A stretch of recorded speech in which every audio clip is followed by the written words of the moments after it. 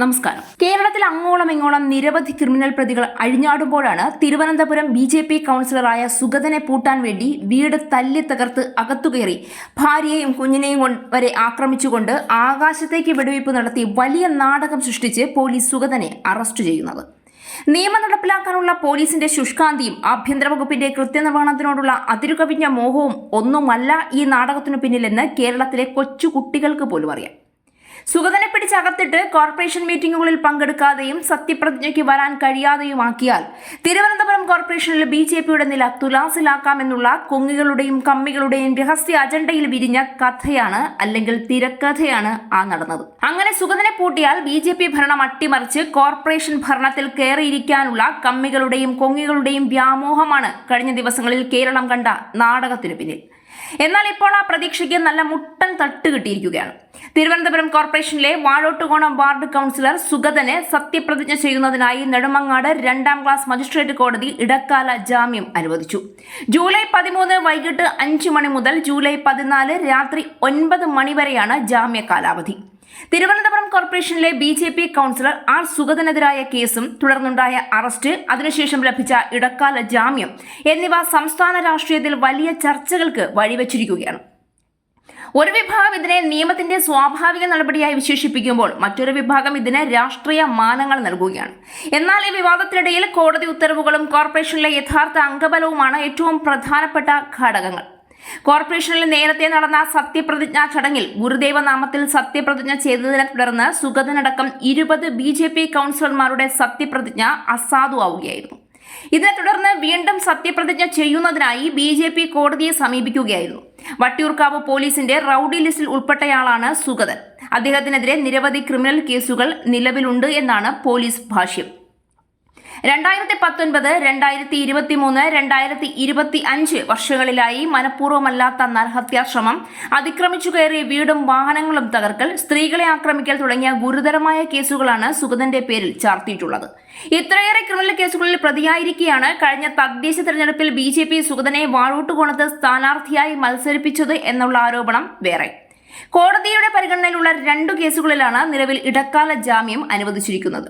ഔദ്യോഗിക കൃത്യനിർവഹണത്തിന് തടസ്സം, ജുഡീഷ്യൽ ഓഫീസറെ ഭീഷണിപ്പെടുത്തിയ കേസ്, മുൻ MLA VK പ്രശാന്തിന്റെ പരാതിയിൽ ശിശുമന്ദിരത്തിന്റെ ഉദ്ഘാടന ചടങ്ങ് തടസ്സപ്പെടുത്തിയ കേസ് തുടങ്ങിയവയും ഇതിൽ ഉൾപ്പെടുന്നു. സുഗതന് ഇടക്കാല ജാമ്യം ലഭിച്ചതോടെ കേസിന് അവസാനമായെന്നോ കോടതി അദ്ദേഹത്തെ കുറ്റവിമുക്തനാക്കിയെന്നോ അർത്ഥമില്ല. അതേസമയം അറസ്റ്റ് നടന്നുവെന്ന കാരണത്താൽ കുറ്റം തെളിഞ്ഞുവെന്നും പറയാനാവില്ല. രാഷ്ട്രീയക്കാരുടെ ആരുടെ ജീവിതം നോക്കിയാലും അവരുടെ രാഷ്ട്രീയ ഭാവി തകർക്കാൻ വേണ്ടി പ്രതിപക്ഷം പല കളികളും ഇത്തരത്തിൽ കളിച്ചിട്ടുള്ള ചരിത്രം കേരള മണ്ണിന് ഇന്നും അറിയാം.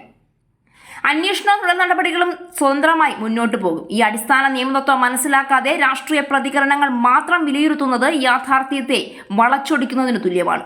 തിരുവനന്തപുരം കോർപ്പറേഷനിൽ നിലവിലുള്ള രാഷ്ട്രീയ സമവാക്യം ശ്രദ്ധേയമാണ്.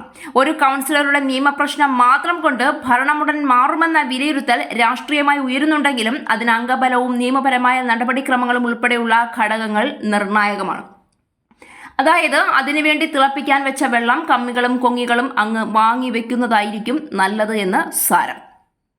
ഒരു ഭരണസമിതി നിലനിൽക്കുമോ ഇല്ലയോ എന്നത് രാഷ്ട്രീയ പ്രസ്താവനകളല്ല, കൗൺസിലിലെ സംഖ്യാബലവും നിയമപരമായ നടപടിക്രമങ്ങളുമാണ് നിർണ്ണയിക്കുന്നത്.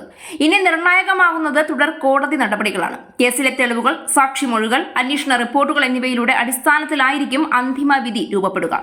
അതുവരെ ഉയരുന്ന രാഷ്ട്രീയവാദങ്ങൾ പൊതുചർച്ചയുടെ ഭാഗമാകാം, പക്ഷേ അവ കേസിന്റെ അന്തിമ സത്യമായി കണക്കാക്കാനാവില്ല. തിരുവനന്തപുരം കോർപ്പറേഷനിലെ ഭരണത്തിന്റെ ഭാവിയെക്കുറിച്ചുള്ള ചർച്ചകളും ഇതോടൊപ്പം ഉയരുകയാണ്. നിലവിലെ രാഷ്ട്രീയ സമവാക്യത്തിൽ മാറ്റമുണ്ടാകുമോ, ഭരണസ്ഥിരത തുടരുമോ, അതോ പുതിയ രാഷ്ട്രീയ സംഭവ വികാസങ്ങൾ ഉണ്ടാകുമോ എന്നത് വരും ദിവസങ്ങളിലെ നിയമപരവും രാഷ്ട്രീയപരവുമായ സംഭവങ്ങളാണ് തീരുമാനിക്കുക. എന്തായാലും ശിക്ഷിക്കപ്പെടേണ്ട വ്യക്തിയാണ് സുഗതനെങ്കിൽ ശിക്ഷിക്കപ്പെടുക തന്നെ വേണം.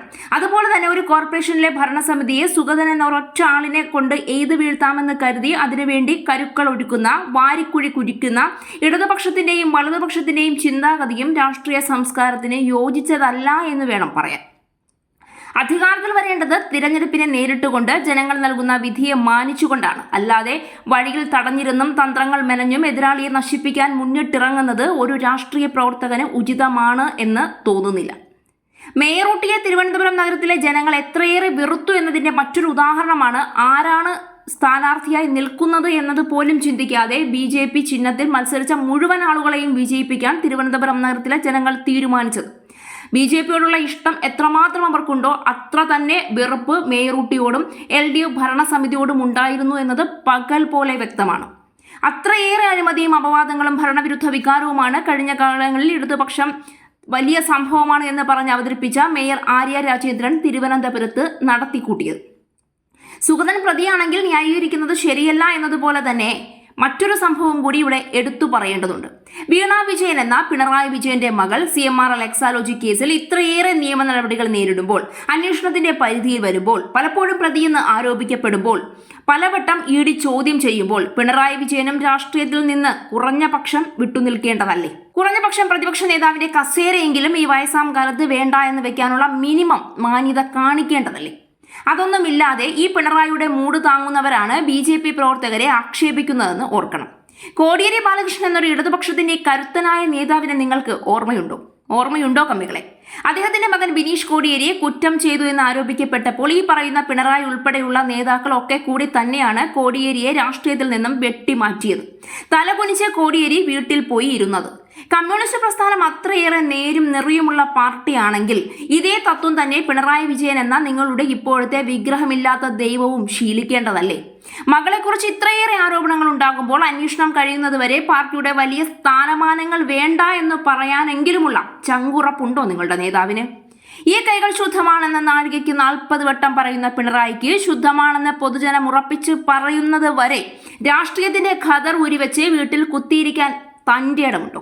ഈ പ്രായത്തിലും ഏന്തിയും വലിഞ്ഞും അധികാര കസേരയിൽ കയറിയിരിക്കാൻ ഒരുമ്പെടുന്നത്, കടിച്ചു തൂങ്ങാൻ ഒരുമ്പെടുന്നത് തന്നെ അധികാരമോഹം എന്നല്ലാതെ മറ്റൊരു പേരിട്ട് പറയാൻ കഴിയുന്ന തോന്നിവാസമല്ല. തെറ്റാര് ചെയ്താലും തെറ്റു തന്നെയാണ്. അതിനി സുഗതൻ ചെയ്താലും പിണറായി ചെയ്താലും.